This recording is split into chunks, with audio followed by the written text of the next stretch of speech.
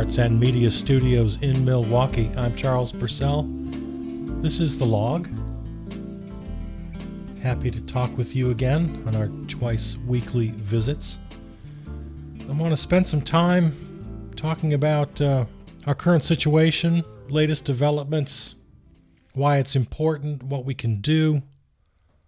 The bad guys, they're having a moment. They're doing pretty well for themselves. There's some polling that a lot of people are talking about. Latest polls are not good for the Orange Menace, but I'm not putting too much hope into those polls. We'll talk more about that in a minute. But on the world stage here, the Orange Menace, Bibi Netanyahu, Vladimir Putin, the bad guys are getting some headlines here.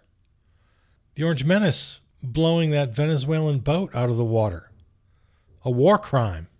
Just no doubt about it, cut and dried. A war crime.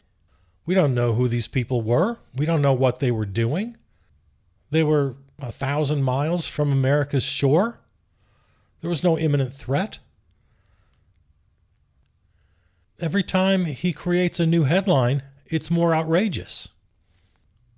We think, well, how could it get any worse than that? Murdering 11 people on the high seas? All right, well, okay. That's just another headline. Same with Bibi Netanyahu. How far can the guy go? We've already got genocide, as determined by reputable international organizations, the UN, Doctors Without Borders. So that just continues, as does the violence in the West Bank, the settler violence, propped up and assisted and sometimes carried out by the IDF. And now, now we'll just bomb Qatar. How many countries have they bombed now? Yemen, Iran, with our help, Syria, Lebanon. They're just out of control. Bibi Netanyahu is out of control. Vladimir Putin. Bombs continue to rain down on Ukraine at ever-increasing levels. And now drones over Poland, triggering Article 4 of the NATO agreement. This just happened. I'm recording this late Wednesday, so we'll see what happens the rest of this week and going forward. So, the bad guys, they're all out of control. And a lot of it we can't control. We can't control what Putin does, you and I. We can do something about Netanyahu because we can do something about the Orange Menace and U.S. government policy. So, as we're talking about and thinking about where our priorities lie, Gaza has to be right at the top of the list because we do have power. It's all impossible. The 2,000 people who have been killed while standing in line for food. Not just killed, murdered, trapped, lured to their deaths through this insidious, bogus, so-called aid program. 60,000 plus killed, mostly women and children. Several people now starving every day. None of it could happen, none of it, without the financial support, the military support, the diplomatic support of the United States. So we as Americans have to keep that high on our list. And like I say, they're making some headlines. They're having successes. They've got a nice little formula worked out for themselves. They do whatever they want. Lawless, of course. They not only break norms and conventions, they break laws on a daily basis, on an hourly basis. They rationalize by calling everything an emergency. Oh, murders in Chicago. Oh, invasion at the southern border. Everything's an emergency. So, emergency powers. Oldest and most worn-out page of the fascist playbook. They count on Congress to acquiesce, and that's no problem right now. Mike Johnson is happy to oblige. They count on SCOTUS to give their blessing. Again, no problem. John Roberts, happy to oblige. The American Gestapo rounding up, cuffing in chains, tossing into unmarked vans anybody they want based on the color of their skin, based on their accent, the language they're speaking, based on the job they have or what part of town maybe they're in, what corner they're standing on, what Home Depot parking lot they happen to be occupying. If you think I'm using exaggerated examples or hyperbolic language, no, that is exactly what John Roberts decided is okay with him. The lower courts are 9 times out of 10 making the right decision. No, you can't defund programs established by Congress. You can't fire people without cause. In case after case after case, the lower courts are making the right decisions only to be reversed by the Supreme Court. And oftentimes, with these last 2 examples I've given, the court doesn't bother to actually make a decision.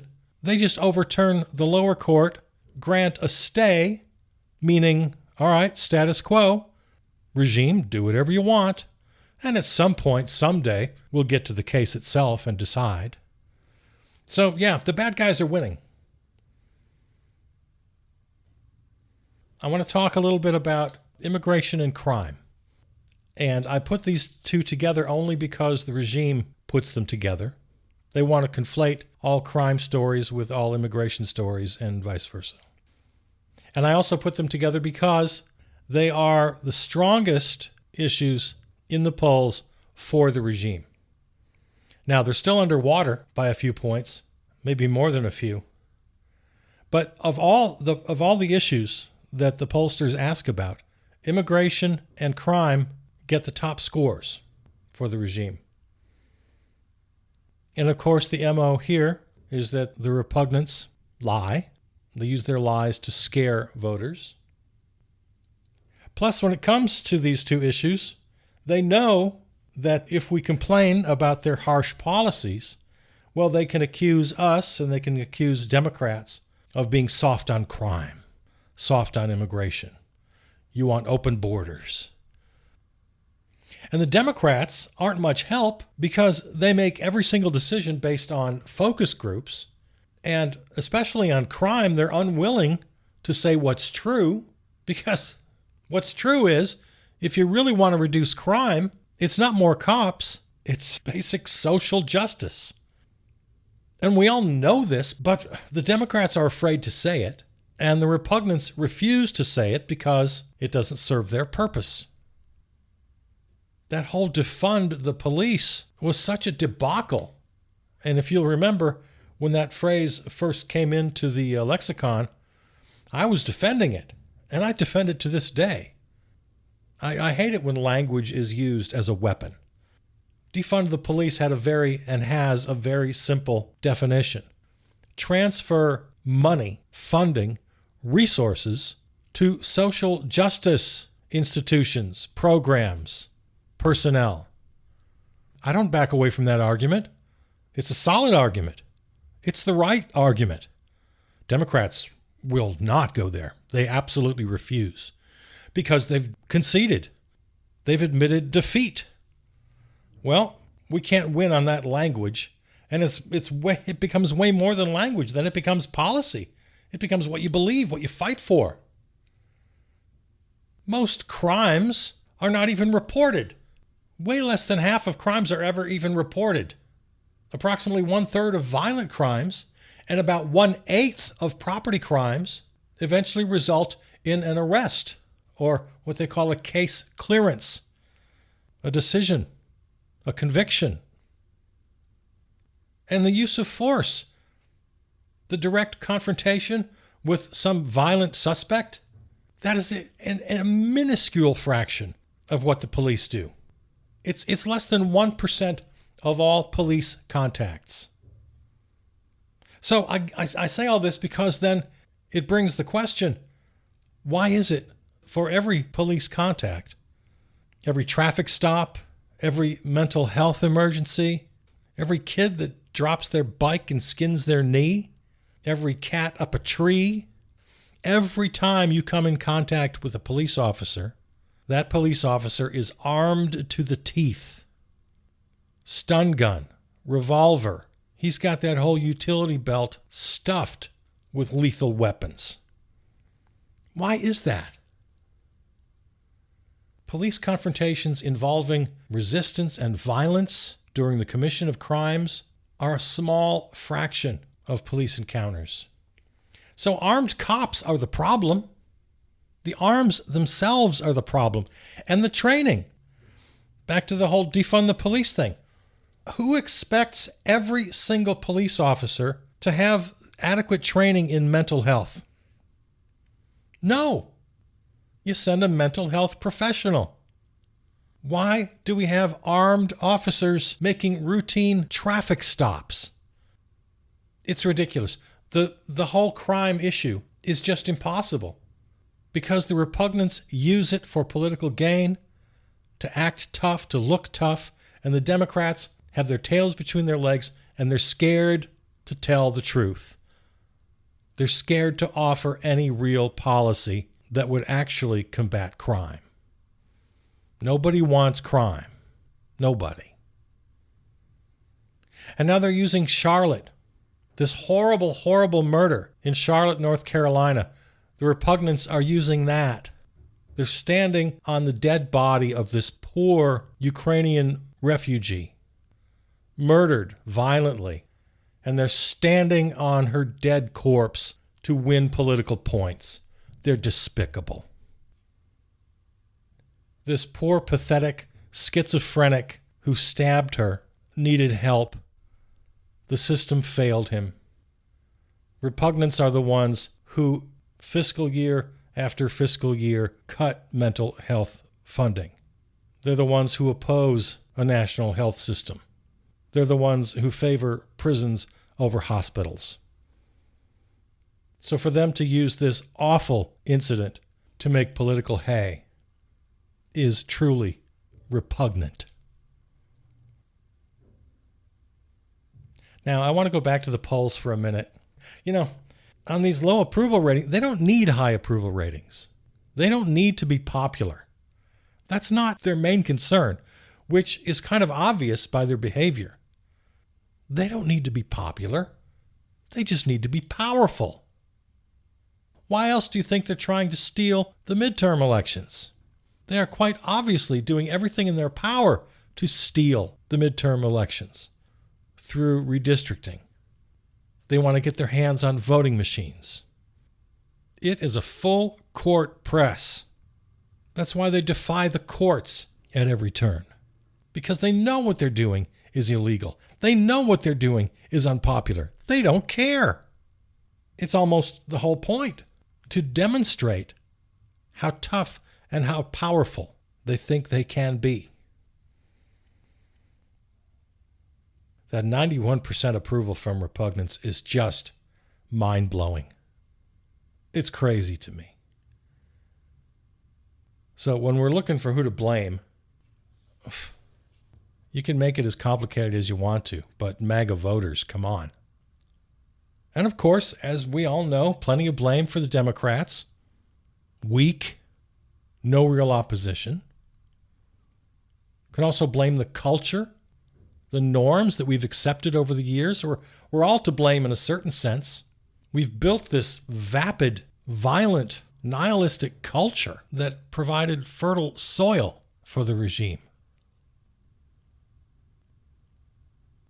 And if you still need to be convinced that this is unacceptable, and most importantly, if you still need to be convinced to do something about it, I mean do something. Not think about it, not cry about it, not laugh about it, to do something, you got to know that they're coming for you. For the moment, you might feel safe, fat, and happy, while other people are getting the shaft. Trans people, LGBTQ plus people generally, women, people of color. If you feel safe within your walls based on your particular privilege, whether that be race or gender or income level, there is no escaping. There are plenty of examples in history and contemporary examples around the world of rampant inequality within a nation, pure authoritarianism, a select few oligarchs in league with a strong man and his political sycophants, ruling with an iron fist over a vast population of potato eaters, wage slaves, peasants, serfs, well documented in history and happening as we speak in Russia, in North Korea. Hungary's middle class vanishing. Several theocracies in the Middle East. Not the opulence of Qatar, Dubai, or Riyadh, but the poverty, the hand-to-mouth existence of vast numbers under the thumb of autocrats and theocrats. So if you don't think this is going to impact you or your children or their children, you are tragically mistaken. And that's why we have to stand up right now, today, and fight. Because with each passing day, that fight is going to be harder to win. So what are we doing? What are we doing to fight? Plenty. We've talked on this program about state and local governments. I'm happy about what blue governors and legislators are doing. They're coordinating to fight back, and that's great. They can take that an extra step. I read a post recently. Let me see, where is it? Here it is. Somebody suggesting that Chicago Police Department should be instructed to pull over every vehicle carrying National Guardsmen or ICE or HSI into town. Ask for photo ID from each. Ask that they pull down masks to verify an ID match.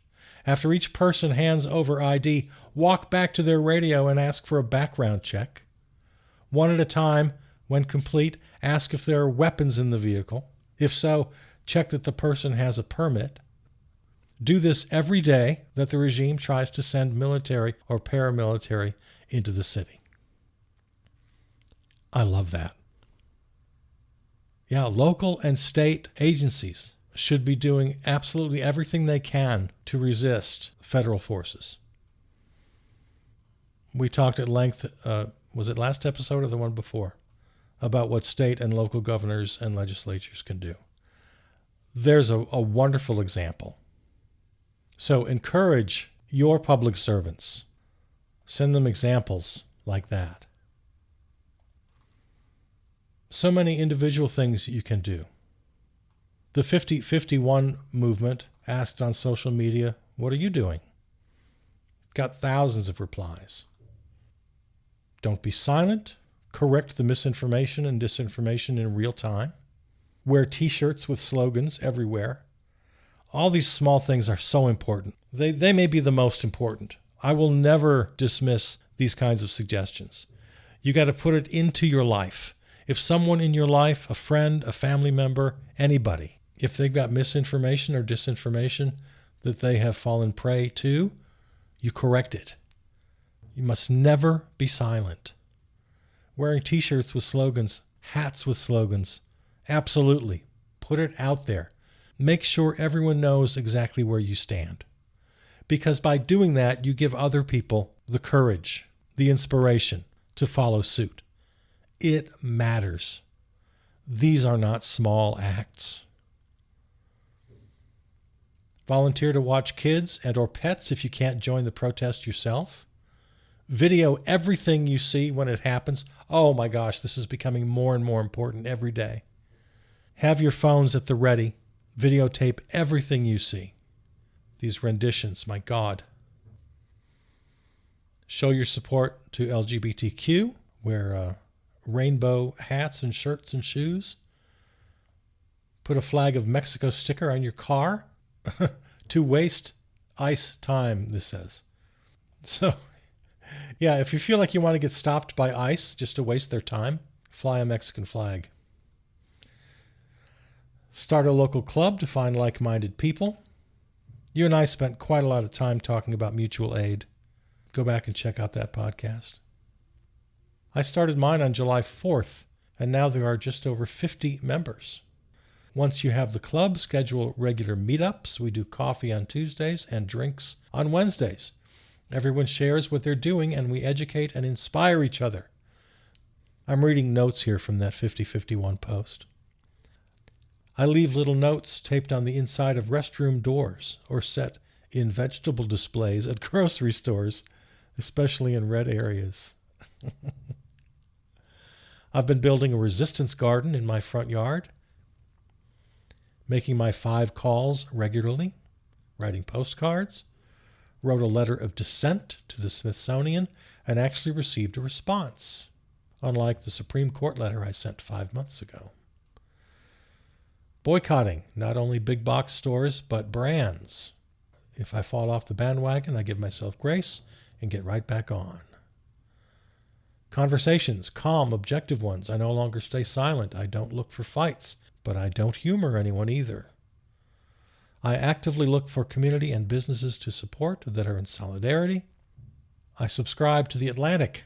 I don't do subscriptions, but supporting responsible journalism feels crucial. Educating myself about my own history as a Mexican American in the U.S. I follow and support artists. Found some cool new ones this way. I unfollowed a lot of influencers and artists.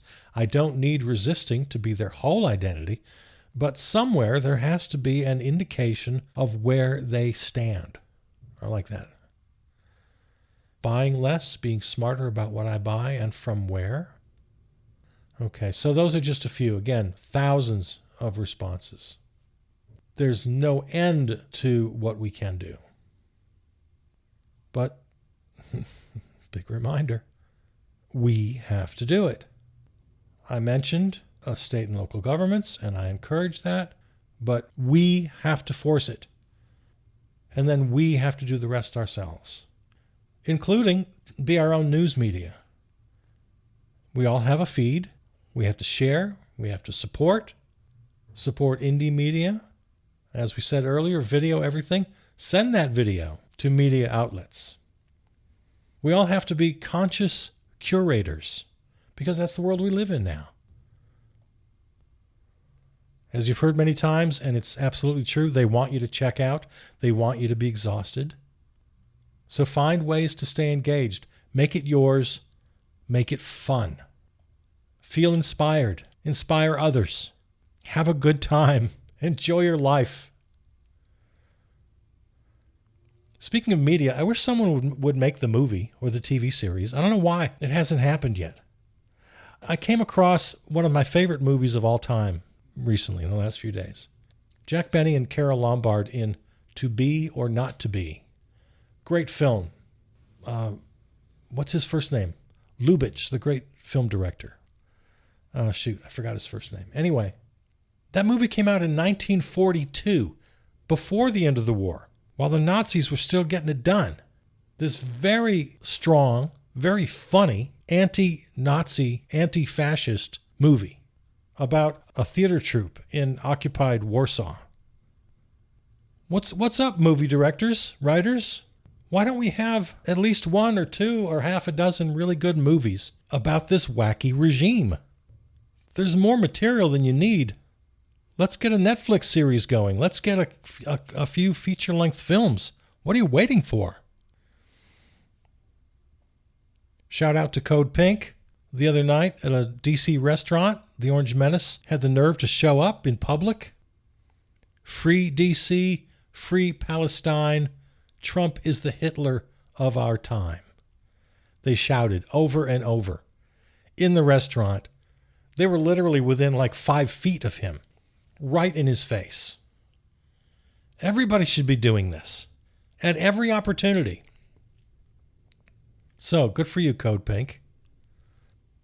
Yeah, it's the whole Emperor's New Clothes thing. You got to say it out loud, right to his face, in front of other people. Shout the truth.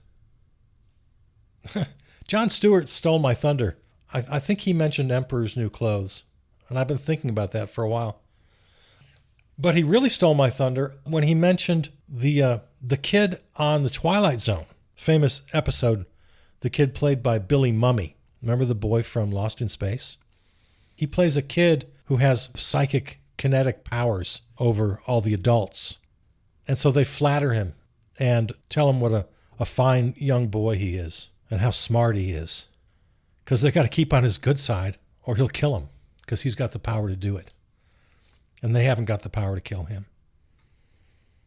So I was giving that some real thought. I thought, yeah, that's what's the Orange Menace. For whatever reason, everybody seems to be afraid of him, that he has the power to just kill him politically or economically or maybe even physically.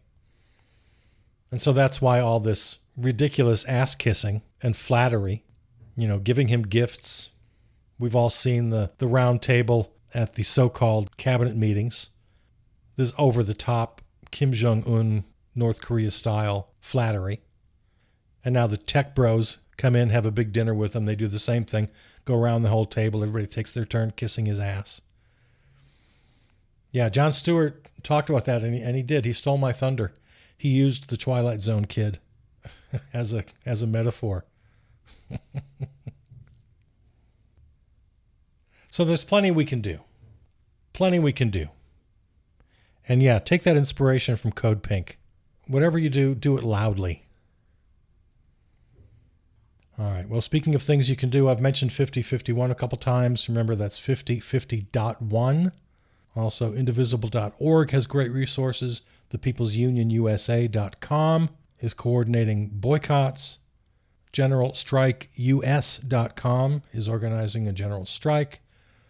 NoKings.org has a big event coming up. The aforementioned Code Pink, find them at codepink.org. And I always like to mention the American Civil Liberties Union, ACLU.org.